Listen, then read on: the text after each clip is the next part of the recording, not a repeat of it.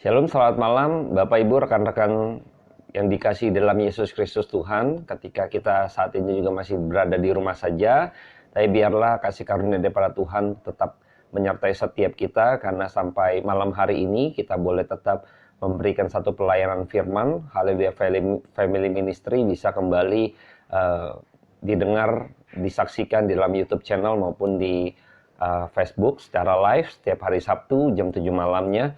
Dan pada malam hari ini sebelum kita mulai, saya akan berdoa buat setiap kita. Saya akan ambil tema mengenai Zakheus. Mungkin ini nggak asing buat setiap kita.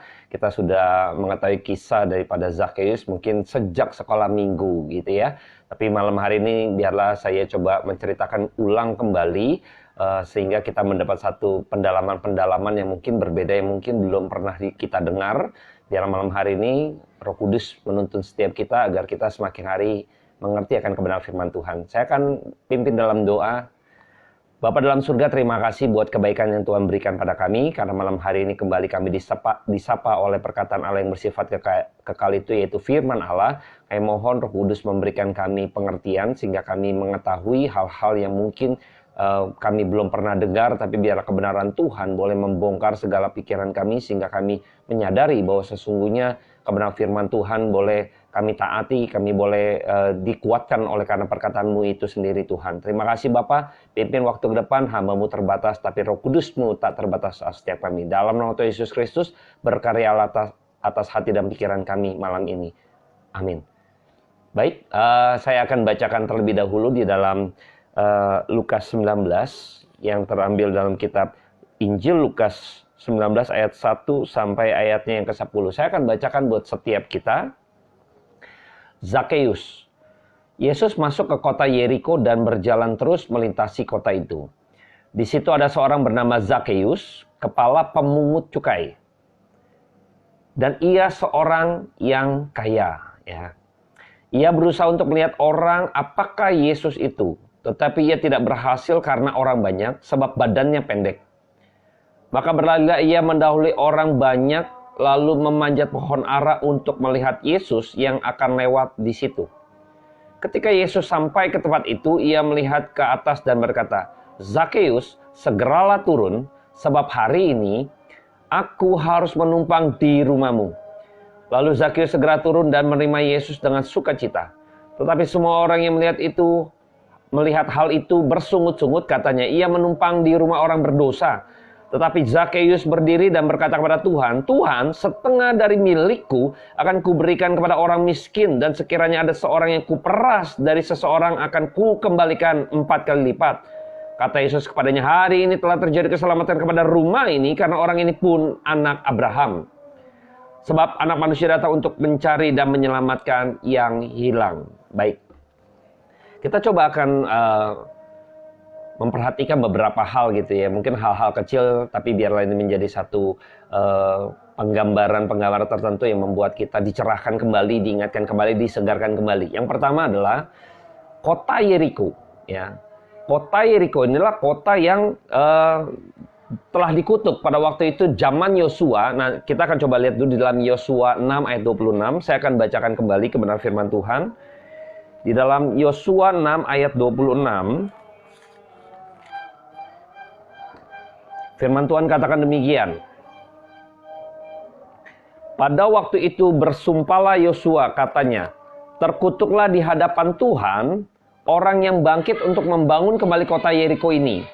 Dengan membayar nyawa anak yang sulung, ia akan meletakkan dasar kota itu, dan dengan membayar nyawa anak yang bungsu, ia akan memasang pintu gerbangnya." Nah, ini pada waktu di dalam kitab Raja-Raja, 1 Raja-Raja 16, saya akan bacakan kembali terlebih dahulu. Ini penggambaran-penggambaran yang menarik, mungkin bisa memberikan kita penyegaran baru gitu ya. Di dalam 1 Raja-Raja 16 ayat 34. Saya akan bacakan.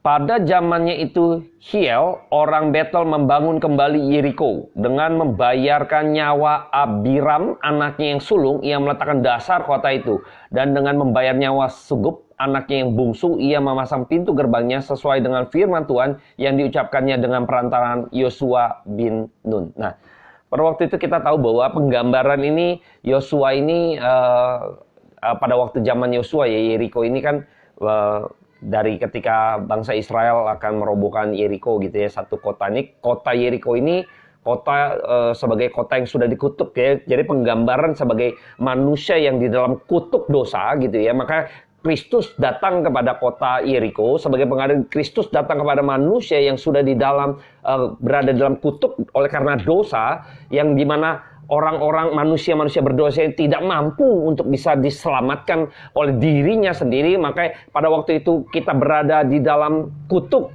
dosa, yaitu upah dosa adalah maut. Maka kita tidak mungkin bisa kabur dari hal ini. Ya, jadi kita sudah masuk di dalam satu perangkap, yaitu maut, kebinasaan. Nah, Yesus datang menuju kota Yeriko sebagai penggambaran Kristus datang kepada manusia berdosa yang sudah dalam kutuk maut menuju kepada kebinasaan ya.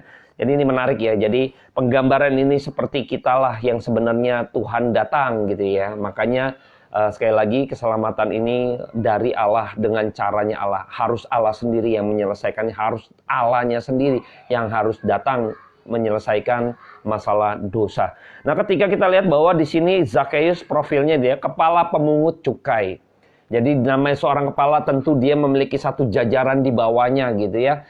Kepala mungkin kalau secara finansial gajinya mungkin lebih besar gitu ya. Jadi dia mungkin tanda petik gitu ya, sebagai orang yang akhirnya mendapat upeti-upeti dari anak-anak buahnya gitu ya. Dari hasil-hasil mereka lalu dia dapat gitu ya. Bayangkan ya, ini kakinya banyak sekali, lalu per masing-masing kaki ini menyetor kira-kira demikian kepada dia. Jadi betapa dia memiliki satu kekayaan yang limpah gitu ya. Maka dikatakan di sini ia seorang pemimpin, seorang kaya. Ya, jadi tahu ya kekayaannya dari mana? Dari cukai tadi gitu ya. Jadi kita melihat bahwa Zakheus ini orang yang dihormati karena dia seorang pemimpin, dia orang terhormat gitu. Orang berada gitu kan, statusnya nggak sembarangan, bukan kayak status ece-ece gitu ya. Bukan, dia statusnya memiliki satu status yang dipandang gitu ya sebagai pemimpin daripada kepala pemungut cukai. Dia punya anak buah, dia juga orang kaya, orang tersohor gitu kan, populer. Demikian kira-kira penggambaran dari Zakheus gitu ya. Pada waktu itu ketika Yesus datang menghampiri kota Yeriko. Nah, ini dia Zakheus semacam penasaran ingin melihat seperti apakah Yesus gitu ya. Dan saya yakin dan percaya bahwa Yesus ketika masuk di dalam ke dalam kerajaan dunia ini yang sifatnya sementara, ke dalam dunia ini lahir ke dalam di tengah-tengah dunia yang manusia yang sudah berdosa ini, banyak kejadian-kejadian dilakukan oleh Tuhan Yesus Kristus yang minggu-minggu lalu juga saya pernah bahas, yang buta dicelikan, yang lumpuh berjalan, banyak hal keajaiban-keajaiban, mukjizat-mukjizat yang dilakukan oleh Tuhan Yesus. Dan saya yakin seluruh orang-orang bangsa Israel gitu ya, itu mendengar hal demikian. Nah, termasuk Zakheus. Nah, Zakheus jadi penasaran, ini sepertinya siapa nih, populer sekali juga ya. Dia omongin gitu ya. Jadi dia ingin penasaran kira-kira demikian sepertinya. Tapi sesungguhnya anugerah Tuhan turun sama Zakheus gitu ya. Jadi bukan karena dari diri daripada Zakheus yang cuma mau lihat saja, tetapi lihat apa yang terjadi nanti. Kita tahu sudah membaca bahwa ketika itu dia coba berlari, dia harus naik ke atas satu pohon gitu karena dia ini seorang yang secara fisik kurang bagus karena dia pendek gitu ya. Jadi mungkin pertumbuhannya tidak bagus gitu ya. Dia kalau bukan orang kaya mungkin dibully gitu ya. Ya ketika itu dia yang terhormat begitu rupa, dia harus naik ke atas pohon. Ini naik ke atas pohon, memanjat pohon ara gitu ya. Ini memanjat pohon ara. Seringkali ketika saya nggak kebayang ya pada waktu kebayang ya. Coba kita sedikit berimajinasi ketika seorang yang kaya, seorang pemimpin yang tersohor harus manjat pohon gitu.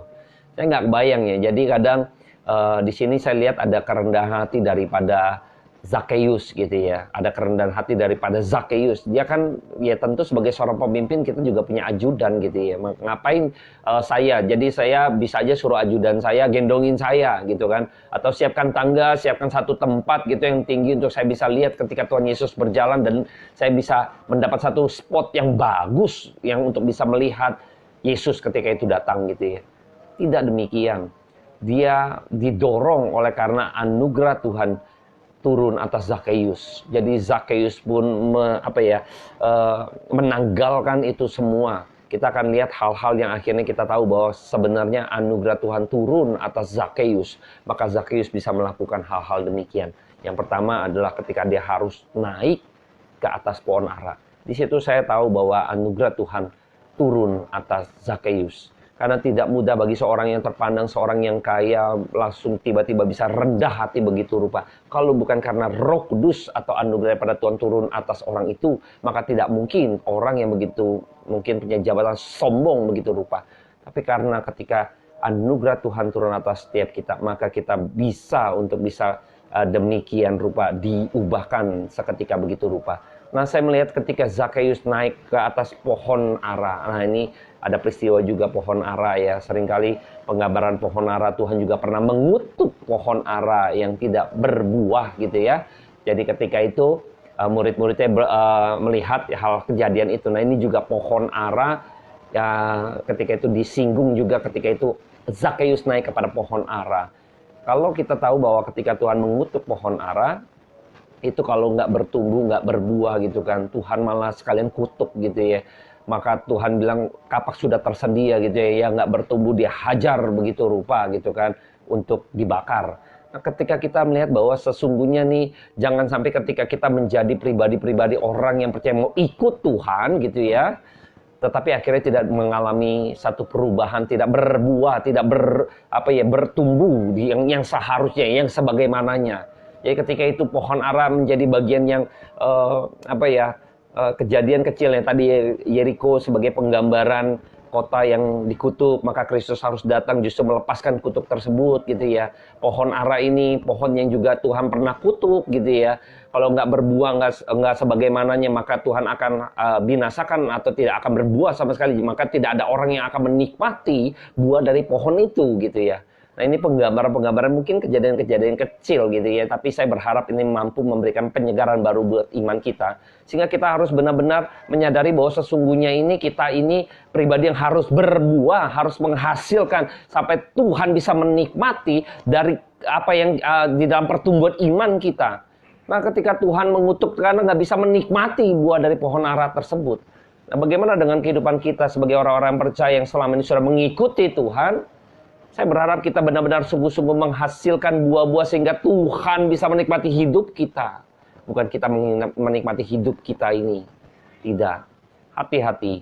Saya berharap ketika kita menjadi pribadi-pribadi yang harusnya menghasilkan buah yang sebagaimana mestinya diukur dari pertumbuhan kita sebagai orang yang sudah percaya begitu lama mengikuti Yesus Kristus, sebagai orang-orang yang sudah bekerja di dalam pekerjaan Tuhan, di dalam pelayanan Tuhan, tetapi ketika itu Tuhan tidak bisa menikmati hidup kita, celakalah kita ya. Kita bisa dikutuk seperti pohon ara gitu ya, dan Tuhan siapin kapak dan dia akan hajar dan kita binasa, celaka gitu ya. Saya berharap pada malam hari ini kita berintrospeksi diri bahwa sesungguhnya apakah kita sudah benar-benar sungguh-sungguh hidup menghasilkan buah sehingga Tuhan sebagai sang Tuhan itu bisa menikmati buah-buah dari setiap kita gitu ya. Karena kita tahu bahwa sesungguhnya kita ini manusia yang terbatas. Kalau kita sampai hari ini bisa misalnya kaya gitu ya, sudahkah kekayaan kita akhirnya memberikan satu buah untuk bisa dinikmati buat gereja Tuhannya gitu, untuk pekerjaan Tuhan gitu ya. Apapun intelektual kita yang Tuhan berikan, yang telah kita terima gitu ya. Apakah kita sudah membuahkan sebuah pemikiran-pemikiran bagi penginjilan gitu ya, bagi pelayanan entah mengajar dan lain sebagainya. Apakah ini semua sudah kita berikan gitu ya, dan sehingga Tuhan senang atas hidup kita. Jadi hidup kita apakah sudah menyenangkan hati Tuhan.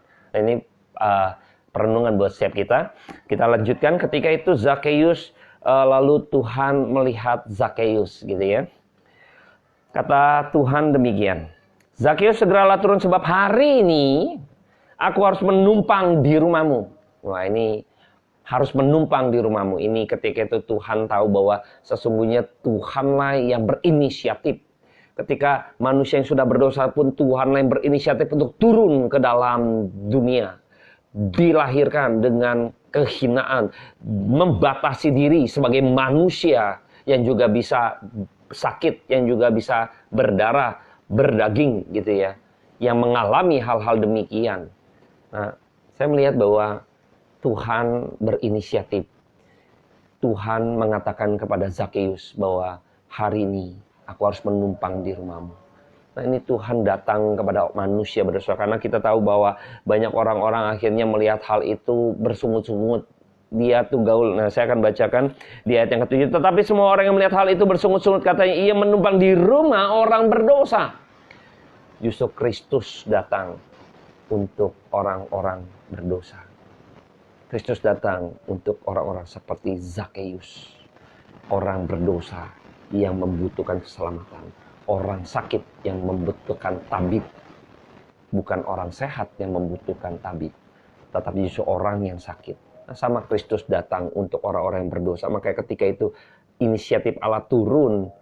Anugerah Tuhan turun atas Zakeus. Maka Zakeus ini orang yang mendapatkan anugerah daripada Tuhan.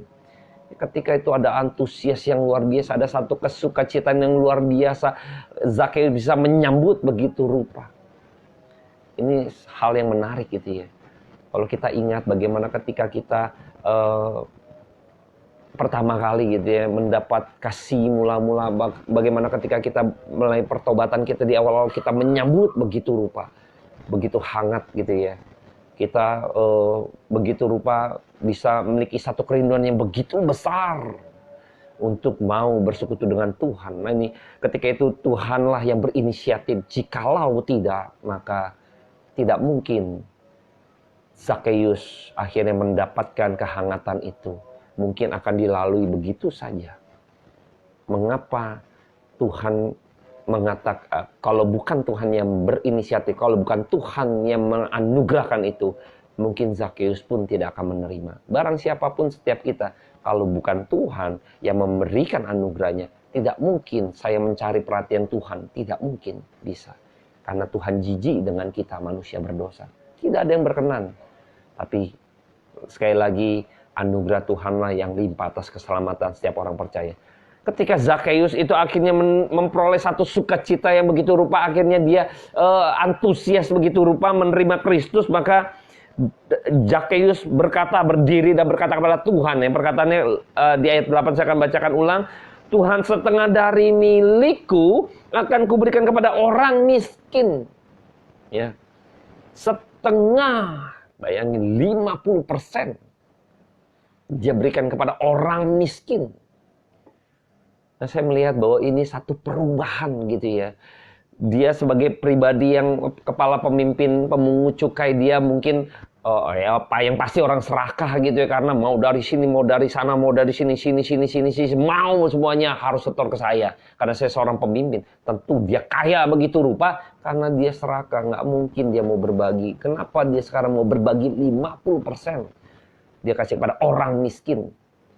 Nah, inilah perubahan-perubahan yang kita bisa lihat bahwa sesungguhnya Zakeus diubahkan oleh karena anugerah daripada Tuhan. Dia merespon begitu rupa.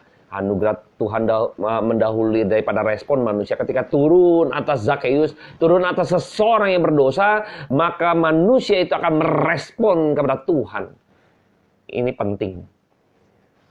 Zakeus memberikan itu. Dia tahu akhirnya ada hal yang lebih besar gitu ya. Ada hal yang berharga gitu ya.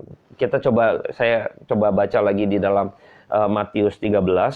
Itu mengenai perumpamaan harta gitu ya. Saya akan bacakan terlebih dahulu. Perumpamaan tentang harta terpendam dan mutiara yang berharga. Matius 13 ayat 44 sampai 46. Saya akan bacakan buat setiap kita. Hal kerajaan surga itu seumpama harta yang terpendam di ladang yang ditemukan orang lalu pendamkannya lagi. Oleh sebab sukacitanya pergilah ia menjual seluruh miliknya lalu membeli ladang itu. 45, demikian pula hal kerajaan surga itu seumpama seorang pedagang yang mencari mutiara yang indah. Setelah ditemukannya mutiara yang sangat berharga, ia pun pergi menjual seluruh miliknya lalu membeli mutiara itu. Jadi ketika itu Zakheus melihat ada hal yang dia ketika dapat anugerah daripada itu, dia bisa melihat itu yang lebih berharga, yang kekal itu datang. Saya ini yang sementara ini, saya berdosa ini akhirnya memperoleh keselamatan yang kekal. Saya yang sudah dikutuk di dalam dosa, maka keselamatan yang datang daripada Kristus itu, yang lebih berharga, yang sifat kekal itu, yang harusnya saya binasa, sekarang yang kekal itu membawa saya kembali memperoleh hidup. Maka harta yang sifat materi, yang terbatas tadi, nggak ada apa-apanya. Wah, ini satu pengertian yang mendalam ketika kita tahu bahwa Zakheus mendapat pengertian ini karena memperoleh anugerah daripada Tuhan. Kalau nggak mungkin. Kita tahu dia orang kaya, dia serakah gitu ya. Orang benci kan, karena apa? Bersungut-sungut. Dia ini, waduh, numpang di orang berdosa. Karena serakah, karena maunya kaya gitu ya. Mau kaya sendiri, kira-kira demikian. Bayangkan, orang sekitar pun mengetahui hal itu gitu. Itu bukan sesuatu yang umum, bukan sesuatu yang khusus, udah umum, udah diperbincangkan gitu. Tahu bahwa ini orang nggak bener gitu loh. Ini orang serakah pasti, ini kaya juga karena memeras orang gitu. Nah, kita tahu bahwa di perkataan selanjutnya, dan sekiranya ada seorang yang kuperas dari seseorang akan kukembalikan 4 kali lipat. Nah, dia memeras orang, maka serakah begitu rupa. Ini tiba-tiba ketika berjumpa dengan Yesus, dia serahkan setengahnya, 50% buat orang miskin. Dia karena sudah melihat itu, ada hal yang lebih, yaitu ada seperti mutiara yang begitu indah. Dia udah tahu ini, makanya dia mau jual itu. Dia kan udah mendapatkan yang ini. Di ladang ketika mereka harta gitu, wow, lagi dia tumpukin lagi, dia ambil, dia jual semua miliknya untuk beli ladang itu. Karena ada yang lebih berharga daripada itu. Ada yang lebih memiliki nilai yang bersifat kekal, yang nggak bisa dibayar atau dibeli, yang mungkin orang lain nggak bisa peroleh. Saya dapatkan ini. Maka dia jual begitu rupa. Tanda petik gitu ya. Sama seperti perumpamaan tadi. Dia berikan 50%, setengahnya buat orang-orang miskin. Jadi dia melakukan untuk Tuhan. Barang siapa yang melakukan salah satu daripada mereka, ya kan? Kita tahu bahwa ketika, dari manakah ketika engkau di penjara aku mengunjungi engkau gitu kan. Ketika engkau lapar aku memberi engkau makan. Jikalau engkau memberi dari salah satu daripada mereka, engkau sudah memberi kepadaku. Orang miskin bagian daripada penggambaran bahwa ketika Zakheus memberikan 50% atau setengah dari hartanya kepada orang miskin, dia sedang melakukannya buat Tuhan. Dia sekarang mau melayani Tuhan. Perubahan ini yang begitu drastis tidak mungkin kalau bukan anugerah Tuhan daripada Tuhan itu turun terlebih dahulu, sehingga tidak mungkin kita manusia merespon begitu rupa. Banyak orang justru memiliki respon yang salah. Kalau tidak mendapat anugerah daripada Tuhan, maka manusia berdosa akan memiliki respon yang salah. Saya ambil contoh kecil. Ketika Anda dan saya nggak mendapat anugerah daripada Tuhan, Anda merespon seperti Anda melakukan ibadah lain sebagainya, tetapi Anda merespon salah karena apa? Anda nggak dapat anugerah Tuhan. Waktu engkau melakukan misalnya beribadah seperti orang-orang Farisi, kedagingan begitu rupa, ingin dipandang, memberi persembahan ingin dipandang, ingin dilihat suci, ingin dilihat kudus. Maka berorientasi kepada dirimu supaya orang lihat saya begitu beribadah. Saya hidup lebih suci, lebih kudus. Saya lebih memiliki pengetahuan mengenai agama dan lain sebagainya. Karena tidak mendapat anugerah daripada Tuhan, maka kita memiliki motif yang salah dan akhirnya respon itu pun tidak berkenan di hadapan Tuhan, justru menantang Tuhan. Tidak dengan Zakheus. Maka Zakheus ketika dia bilang dia kasih semuanya, dia sedang melayani Tuhan, dia sedang ingin melakukan sesuatu buat Tuhan sekarang. Dulu saya orang yang mungkin kaya ini enggak benar Tuhan, saya ini orang berdosa. Sekarang ketika Tuhan datang, kekal itu datang, dia lihat ini ada yang satu bernilai, maka dia pengen untuk melakukannya buat Tuhan. Sekarang dia tidak mau lagi hidup menghambakan kepada Mamon, tetapi sekarang menghambakan diri kepada Kristus. Ini perubahannya begitu drastis. Yang satu kita pelajaran daripada kita ketika kita berjumpa dengan Kristus, ketika kita benar-benar sungguh-sungguh mendapat anugerah daripada Tuhan, sudahkah kita benar-benar ikut Tuhan dan benar-benar menjadi hamba daripada Tuhan, hamba daripada Kristus, hidup seturut dengan Kristus, itu menjadi bahwa kita sungguh-sungguh ini anak Tuhan yang sejati, yang sudah memperoleh anugerah daripada Tuhan, maka kita akan menghambakan diri kita kepada Allah yang sejati. Nah, saya berharap ini semua bagian penting yang harus benar-benar kita renungkan. Saya bersemangat ya ketika mengatakan hal-hal demikian. Jadi jangan dipandang suka marah-marah gitu ya, darah tinggi, tidak ya. Saya bersemangat saja. Apalagi tipe kolerik gitu ya. Kita lanjutkan bahwa sekiranya ada seorang yang kuperas, seseorang akan kumpulkan 4 kali lipat. Waduh, ini 4 kali lipat dibayarkan. Waduh, ini kalau mau gantiin aja. Misalnya saya utang 1.000 gitu ya, saya kasih aja 1.000 gitu kan. Nggak harus kasih dia 4.000 gitu ya. Ini 4 kali lipat. Orang yang dulu saya peras, misalnya peras 10.000. Lalu sekarang saya harus bayar dia 40.000. Wah, ini 2 kali lipat aja gitu kan, udah cukup baik gitu ya. Ini 4 kali lipat. Nah, hal-hal demikian 4 kali lipat ini penggambaran bahwa dia benar-benar sungguh-sungguh mau hidup lagi, bukan tergantung pada satu materi atau mamon lagi. Tidak. Ada sesuatu yang lebih berharga dari ini. Dia sekarang hidup mau menjadi berkat, bukan menjadi diri sendiri. Dia sekarang hidup untuk orang lain, hidup untuk Tuhan, lalu hidup untuk orang lain. Ini luar biasa. Waktu Anda dan saya di dalam keberdosaan, kita manusia itu selfish banget.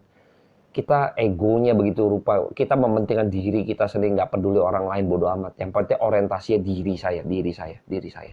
Sampai hari ini, manusia berdosa, hidup untuk dirinya sendiri. Kalaupun untuk orang lain, sebenarnya ada keuntungan buat diri sendiri. Maka saya baik untuk orang lain. Saya nggak jelaskan hal ini gitu ya. Semua berorientasi pada diri. 4 kali lipat. Ini penggambaran bahwa Zakheus ingin hidup buat orang lain. Yang tadi setengah daripada harta untuk orang miskin. Dia hidup untuk Tuhan sekarang. 4 kali lipat. Dibayarkan kepada orang lain yang sedang dia peras. Sebagai bagian dia hidup untuk orang lain. Pernahkah kita mikirkan hidup kita untuk orang lain? Kita mau orang lain lebih baik daripada kita, supaya dia lebih sukses daripada kita. Tidak ada. Dalam dunia persaingan, apalagi bisnis, tidak mau ada persaingan di dalam diri kita. Makanya kenapa ada sistem monopoli? Itu orang serakah, orang yang tidak mau mendengar, yang tidak mendapat anugerah daripada Tuhan, maka hidupnya untuk dirinya sendiri serakah. Sama seperti tadi Zakheus sebelum berjumpa dengan Kristus, sebelum mendapat anugerah daripada Allah, maka dia adalah orang kaya yang dari banyak orang harus kasih ke saya, setor ke saya. Gak heran sekarang perubahan itu nyata. Orang kalau masih serakah sampai hari ini, artinya orang itu belum mendapat anugerah daripada Tuhan. Belum dapat.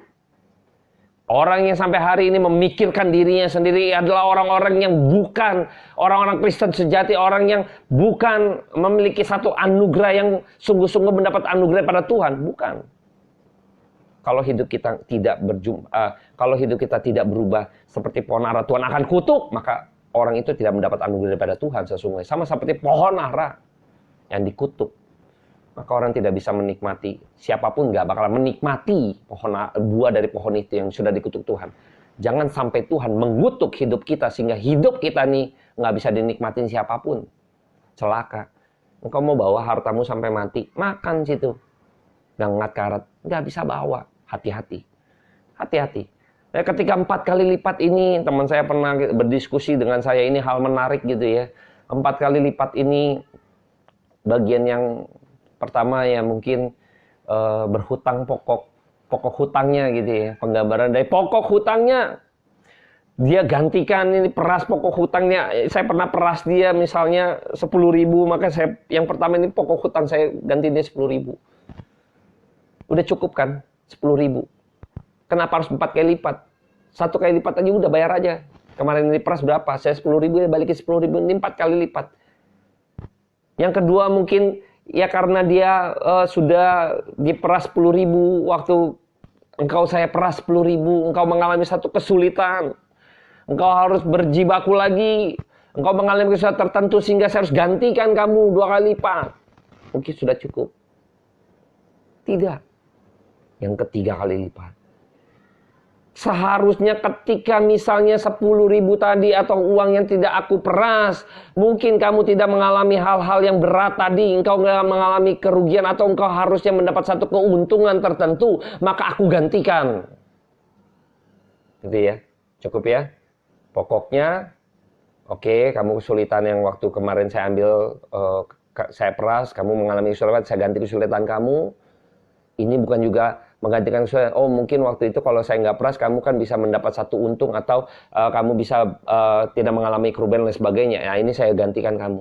Ini yang keempat, ingin menjadi berkat buat orang itu. Kayak saya penggambaran ini hal-hal kecil gitu ya, mungkin sederhana tetapi cukup memberikan saya satu penggambaran yang menggairahkan kembali buat setiap kita diingatkan. Hidup untuk orang lain. Jadi nggak egois lagi. 4 kali lipat dia pengen jadi berkat. Bukan sekedar hanya menggantikan saja, tetapi benar-benar menjadi berkat buat orang yang sudah dia peras. Ini hal yang menakjubkan gitu ya. Tuhan mengatakan demikian. Hari ini telah terjadi keselamatan kepada rumah ini karena orang ini pun anak Abraham. Waduh, ini statement yang luar biasa gitu kan. Sebab aku manusia datang untuk mencari dan menyelamatkan yang hilang. Ini poinnya, manusia berdosa. Anda dan saya ketika sudah percaya kepada Kristus, harusnya hidup kita sama seperti Zakheus, mengalami satu perubahan. Perubahan yang begitu terlihat. Ini harus kita alami gitu ya. Kalau nggak kelihatan gitu ya, sama seperti pohon ara. Ini pohon gitu kan, nggak mengalami pertumbuhan, nggak menghasilkan buah. Tuhan mau mengambil buah menikmati buah dari pohon ara ini nggak bisa menikmati. Akhirnya Tuhan kutuk begitu rupa. Jangan sampai hidup kita demikian. Kita percaya kepada Kristus. Hasilkanlah buah sesuai dengan pertobatan kita. Ini kebenaran-kebenaran firman Tuhan yang mungkin harus kita renungkan. Malam hari ini saya sudahi firman Tuhan mengenai Zakheus. Kiranya malam hari ini memberkati setiap kita. Iman kita makin disegarkan, makin dikuatkan, kita kembali diingatkan. Kita makin bertumbuh. Jangan sampai seperti Tuhan mengutuk pohon ara, sehingga pohon itu tidak bisa menghasilkan buah yang akan dinikmati. Jangan sampai hidup Anda dan saya akhirnya tidak mendapat anugerah daripada Tuhan untuk kita bisa memberikan menyenangkan hati Tuhan dalam hidup kita. Tapi biarlah hidup kita bisa menyenangkan hati Tuhan. Tuhan bisa menikmati hidup Anda dan saya lewat kehidupan kita yang semakin hari hidup untuk Tuhan, hidup untuk orang lain. Kiranya Tuhan memberkati setiap kita. Saya akan tutup dalam doa. Bapa dalam surga, terima kasih buat kebenaran firman Tuhan yang boleh kami dengar pada malam hari ini. Dengan segala keterbatasan yang ada, hamba-Mu menyerahkan agar rekan-rekan di rumah juga boleh menikmati kebenaran firman Tuhan dan dikuatkan, diteguhkan, diingatkan kembali. Sungguh kami bersyukur kalau bukan karena anugerah daripada Tuhan, maka sampai hari ini mungkin kami tidak mendapat anugerah itu Tuhan. Kami bersyukur Tuhan, kami bisa mengalami perubahan karena kami merespon begitu rupa karena anugerah Tuhan mendahului respon kami. Sehingga kami bisa merespon dengan benar karena itu semua anugerah daripada Tuhan. Terima kasih Tuhan atas perkataan yang begitu, yang kekal, yang begitu luar biasa buat kami malam hari ini Tuhan. Sehingga mengubah kami semua. Terpujilah nama Tuhan. Ubah hidup kami untuk bisa hidup menyenangkan Tuhan dan Tuhan bisa menikmati hidup kami. Hamba berdoa, kiranya teman-teman yang rekan-rekan, saudara-saudara yang terkasih dalam Yesus Kristus Tuhan yang ada di rumah pun bisa diberkati oleh firman Tuhan malam hari ini. Dengar doa kami. Di dalam nama Yesus Kristus, hamba berdoa. Amin. Terima kasih teman-teman, rekan-rekan sekalian. Selamat malam. Haleluya Family Ministry sudah selesai dan see you next week.